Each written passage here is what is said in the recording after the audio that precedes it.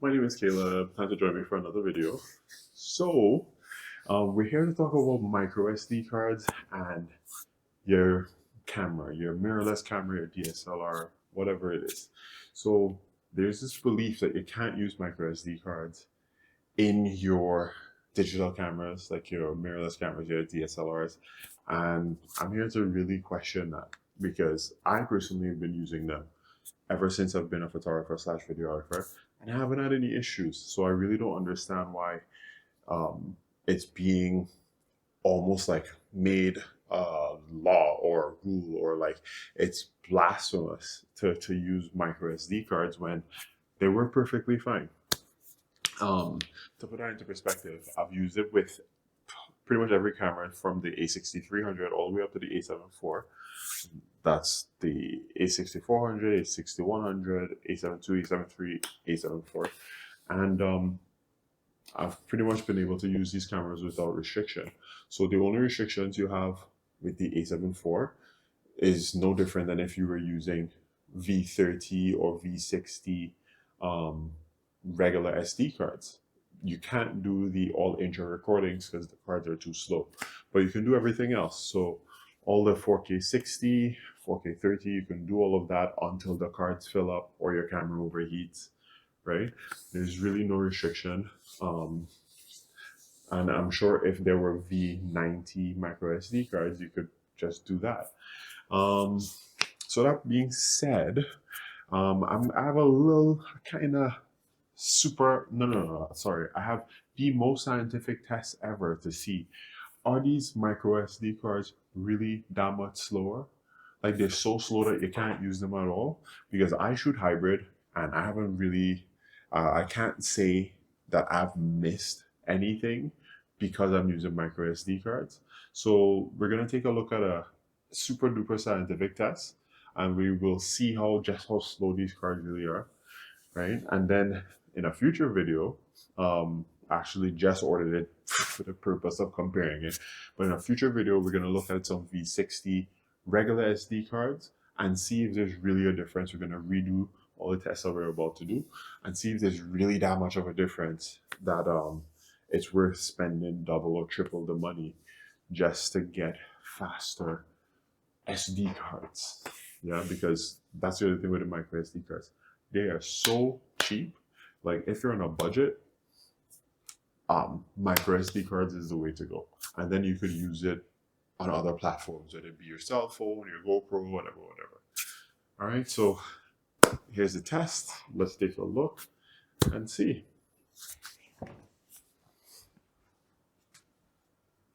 All right, so time for the super duper scientific test.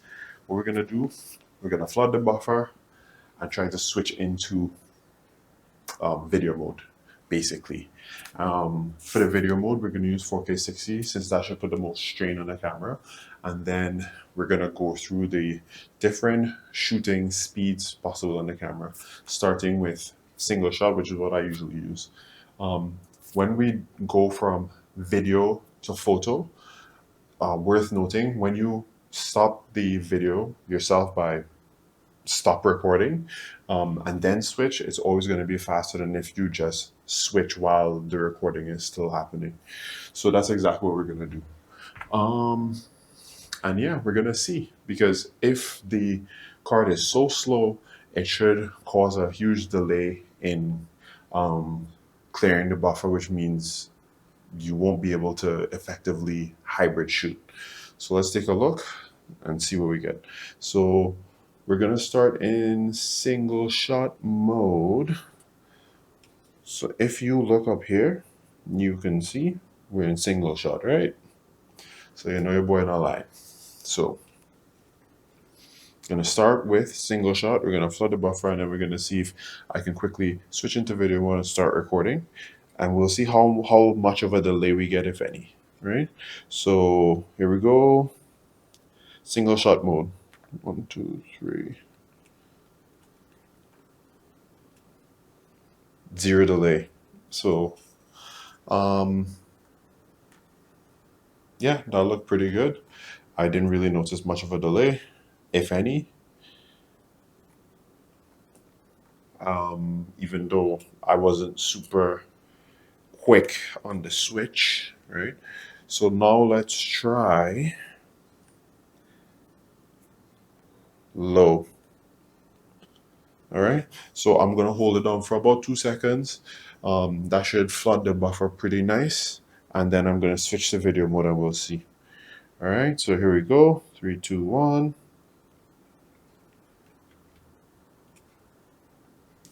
All right.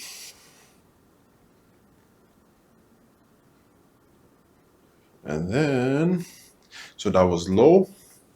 All right, so we're gonna do mid now, or medium, mid, burst mode, however you wanna call it. So here we go. 3, 2, 1.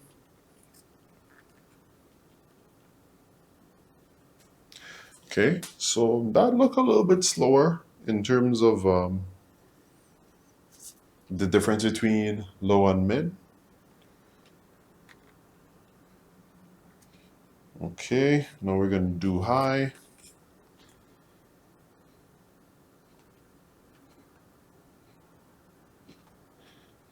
All right, high, 3, 2, 1.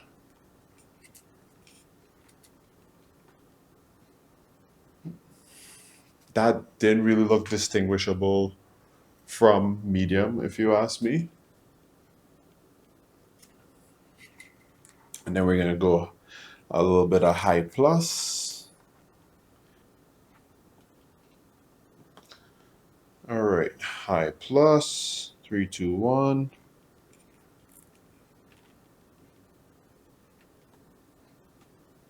All right, so that had the biggest difference. So we saw it for ourselves, right? That was the difference between single. So I would say if you're shooting bursts of low, single shot, sorry, low, mid, or even high, you won't really see any issue with the buffer clearing fast enough for you to switch from photo to video mode with your A7 IV with a V30 microSD card. Yeah, so which by the way are super cheap. So 256 gigabytes of V30 microSD is $18. $18, you can't go wrong. So anyways, the equivalent in SD is more. It's at least double. Anyways. So now the last kind of testing that we're gonna do is from video to photo. So again, 4K 60. This is gonna be the most strain on your camera in terms of video because I think I have it on the highest bitrate too. Yeah, I didn't check that, but you can see for yourself that everything's on the highest bitrate. 10-bit, yeah, 200, right? So so we're gonna go from video to photo and see, right? So here what we're gonna do, we're gonna save this photo mode as a low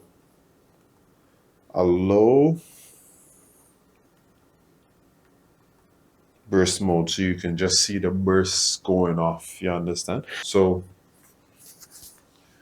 just to reiterate, so now we're gonna do video to photo, still 4K 60, 200 megabits per second. Trying to strain the card, fill up that buffer, you know what I'm saying? And then we're gonna see how the camera do, or rather how the card do, if it can get us back into photo mode fast enough now. So just to imagine an actual situation where you're gonna need to switch from video to photo if you're hybrid shooting, I'm gonna count down from 6. I'm just gonna go 6, 5, 4, 3, 2, 1. I think we could all agree that's faster than 6 actual seconds, to see if it would be possible to capture the first parts or bits and pieces of a moment in video and then switch into photo quickly and grab it. All right, so we're gonna start with the video rolling, right? Because you're anticipating it, right? And then once I start counting, that's the time, the countdown to missing the thing, right? So 6, 5, 4, 3, 2, 1. So that was less than 6 seconds, and as you can see, by the time I hit 1, there was already photos going off, right? We'll do it one more time. So we're gonna go,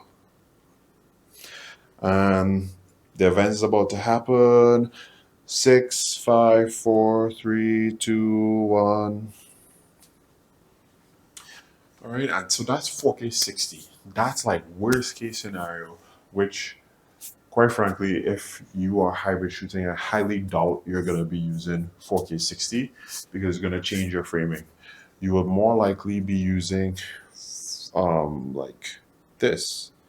Let's put it in 4K 24p or 4K 30, right? So you're more likely going to be in 4K 20, 4p, or maybe even HD, right? It might be in HD 60, which is a lower bit rate. So it'll probably be easier in the camera. So let's take a look and see what that looks like. So we're going to start by being recording, and then we're going to go 6, 5, 4, 3, 2, 1.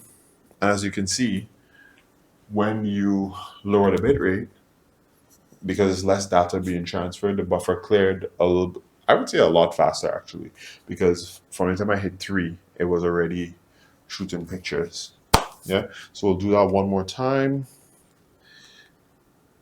And then we're going to close off this video, my G. Okay, so start recording, and 6, 5, 4, 3, 2, 1. Right? So that is it, the super duper scientific test that we're going to repeat once I get them V60 cards.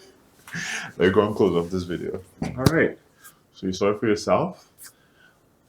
Come to your own conclusions. However, I will say, if you're asking me, I still don't think the microSD cards are so slow that causes a problem. I've never had any problems, and I shoot hybrid all the time. I've definitely not had any issues recovering the files from the card, whether I take the card and put it into a card reader or not. So, I mean, I really don't see a major reason, especially if you're on a budget, to go out and buy more expensive cards, especially if they're rated for the same speed. If it's rated for the same speed, just find microSD cards because they're usually cheaper, and just rock with that because it gets the job done the same way. We're really gonna find out though once I get those V60 cards in though. We'll see if it really makes that much of a difference, if there's a significant difference in the delay and stuff. And I hope you come and take a look at that video once I have those cards.